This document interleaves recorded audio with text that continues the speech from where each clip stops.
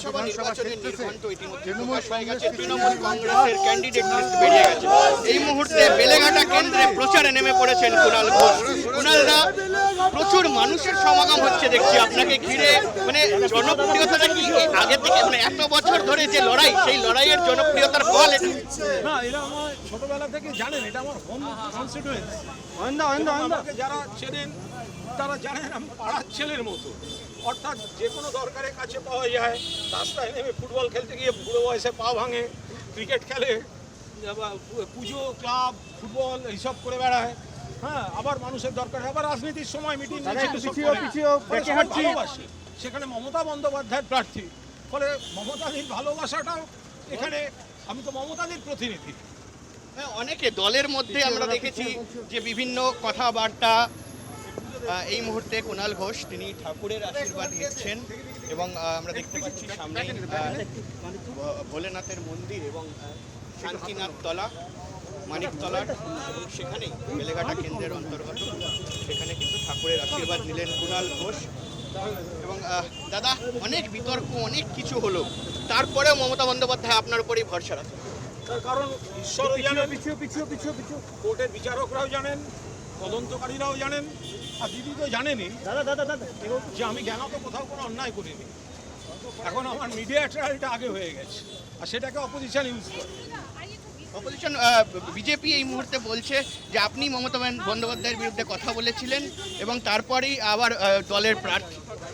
শুভেন্দু অধিকারী মোদি আর অমিত শাহ ছেলের প্রসঙ্গে কী কী বলেছিল, ভিডিওগুলো বিজেপিকে একবার দেখাবো নাকি? খুব ভালো লাগবে, রোজ একটা করে ছাড়বো। শুভেন্দু অধিকারী কী কী বলেছিল, বিজেপি যাদের বিরুদ্ধে ভিডিও ছেড়েছিল, যাদের করাপ্ট বলেছিল, যাদের গ্রেফতারি চেয়েছিল, তো বলবো নাকি তাদের সেই ভিডিওগুলো ছাড়বো? আর এই ইস্যুতে আসুন মশাই, পার্সোনাল অ্যাটাক, সিপিএমের এক ছোকরা দেখলাম পার্সোনাল অ্যাটাক করেছে। আরে ভাই, আমি বলছি তো, এত কিছুর পর কুণাল ঘোষ জনগণের দরবারে দাঁড়িয়ে ভোট চাইছে। 3 বারে হেরে ঘরে ঢুকে ফেসবুকে বাতেলা মারছে না। ফেসবুকে বাতেলা কেন? কুণাল ঘোষ পালিয়ে যায় না। যদি কুণাল ঘোষের উপর বিজেপি বা সিপিএম কারুর কোনো অ্যালার্জি থাকে, কোনো নেতা, তো ফেসবুকে বাতেলা না মেরে 14 গোষ্ঠীর হিম্মত থাকলে কুণাল ঘোষ মানুষের সামনে ভোটে লড়েছে, ক্ষমতা থাকলে আমার বিরুদ্ধে লড়ে দেখা। কুণালদা, এই মুহূর্তে দাঁড়িয়ে আমরা জানি যে ক্যান্ডিডেট লিস্টে ঘোষণা বিধানসভা বা বিধায়ক তাদেরকে বদলি করা হলো, এটা কি কোথাও গিয়ে মানে নেগেটিভ ফ্যাক্টর হতে পারে দলের ক্ষেত্রে? আমার মনে হয় না, কারণ এরা সবাই দলেরই, অধিকাংশই সবাই দলেরই। একটা কালের নিয়ম থাকে। পরিবারে যদি দেখা যায় যিনি সব থেকে বয়স্ক, তুমি তাকে দিয়ে রোজ বাজার করাবে, তাকে পরামর্শদাতা, গাইডেন্স সেইভাবে অভিভাবকের মতো রাখতে হবে। সম্মান, আমরা সম্মান দিয়ে সংস্থাই হচ্ছে। মমতা বন্দ্যোপাধ্যায়ের ব্যাপারে যা বলার খুব বুঝিয়ে পরেশ পালের সঙ্গে কথা হয়েছে। কাল পরেশদাকে প্রণাম করেই শুরু করেছি প্রচার। পরেশদা খুব খুশি, পরেশদার আশীর্বাদে আমি প্রার্থী। মমতা দিয়ে আমাকে প্রার্থী করেছেন, অভিষেক প্রার্থী করেছে, পরেশদা আশীর্বাদ করেছে। আর এখানে জীবন সাহা সহ সব কাউন্সিলররা আছেন, সিনিয়র নেতা অলোক দাস, স্বপন সমাদ্দার, এরা রয়েছেন, সবাই তো আছেন। আমার কী চিন্তা? জীবনটা কিন্তু আপনার অনেক রঙিন হয়ে উঠেছে। একদিকে দেখছি আপনি কোথাও খেলাধুলা করেন উইকেন্ডে, তার পাশাপাশি অ্যাক্টিং, গান এবং পেশাগতভাবে তো সাংবাদিকতা রয়েছেই। কোনটাকে বেশি এনজয় করেন? সব এনজয়, জীবন যেরকম সেভাবেই নিতে হবে। অ্যাক্টিংয়ের দিকে কিন্তু আমরা দেখেছি একেবারে এই মুহূর্তে কুণাল ঘোষ তিনি কিন্তু এই মুহূর্তে প্রচারে বেরিয়ে পড়েছেন। শহর কলকাতার বেলেঘাটা কেন্দ্রের তৃণমূল কংগ্রেস প্রার্থী এবং একেবারে কিন্তু বলা যায় যে রঙিন মেজাজে রয়েছেন, আত্মবিশ্বাসী যে বিজেপিকে পরাস্ত করে এবং তৃণমূল কংগ্রেস যেভাবে বিধানসভা কেন্দ্র দখল করেছে সেইভাবেই তারা দখল করে রাখবেন। বিধানসভা নির্বাচনের নির্ঘণ্ট ইতিমধ্যে প্রকাশ হয়ে গেছে। তৃণমূল কংগ্রেসের ক্যান্ডিডেট লিস্ট বেরিয়ে গেছে। এই মুহূর্তে বেলেঘাটা কেন্দ্রে প্রচারে নেমে পড়েছেন কুণাল ঘোষ। কুণালদা, প্রচুর মানুষের সমাগম হচ্ছে দেখছি আপনাকে ঘিরে, মানে জনপ্রিয়তাটা কি আগে থেকে, মানে এত বছর ধরে যে লড়াই, সেই লড়াইয়ের জনপ্রিয়তার ফল এটা? না, এরা আমার ছোটবেলা থেকে জানেন, এটা আমার হোম কনস্টিটিউয়েন্স।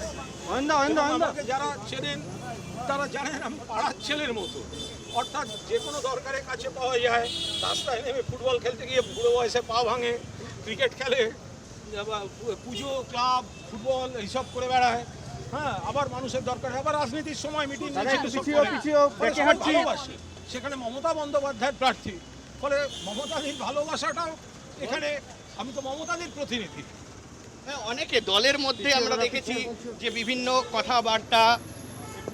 এই মুহূর্তে কুণাল ঘোষ তিনি ঠাকুরের আশীর্বাদ নিচ্ছেন এবং আমরা দেখতে পাচ্ছি সামনে ভোলেনাথের মন্দির এবং শান্তিনাথ তলা, মানিকতলার, এবং সেখানেই বেলেঘাটা কেন্দ্রের অন্তর্গত, সেখানে কিন্তু ঠাকুরের আশীর্বাদ নিলেন কুণাল ঘোষ।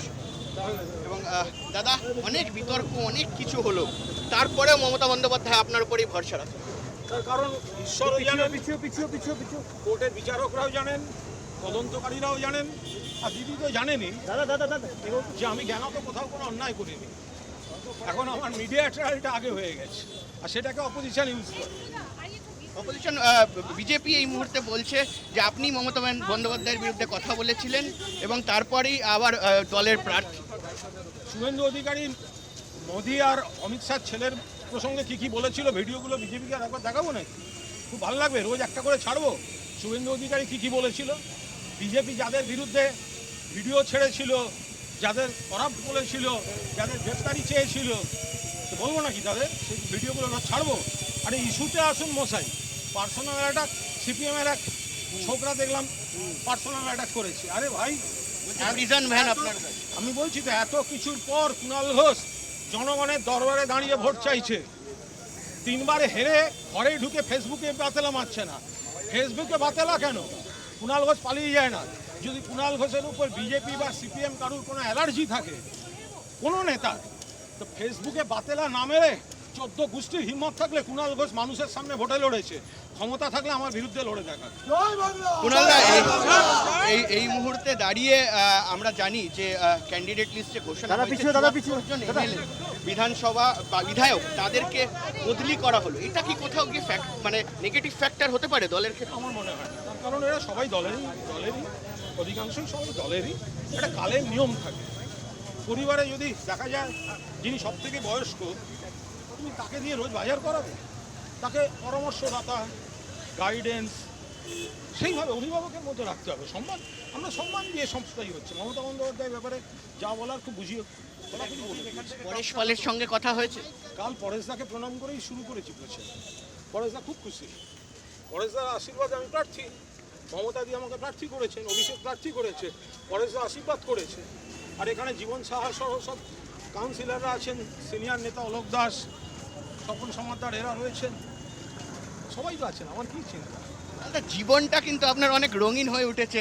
একদিকে দেখছি আপনি কোথাও খেলাধুলা করেন উইকেন্ডে, তার পাশাপাশি অ্যাক্টিং, গান এবং পেশাগতভাবে তো সাংবাদিক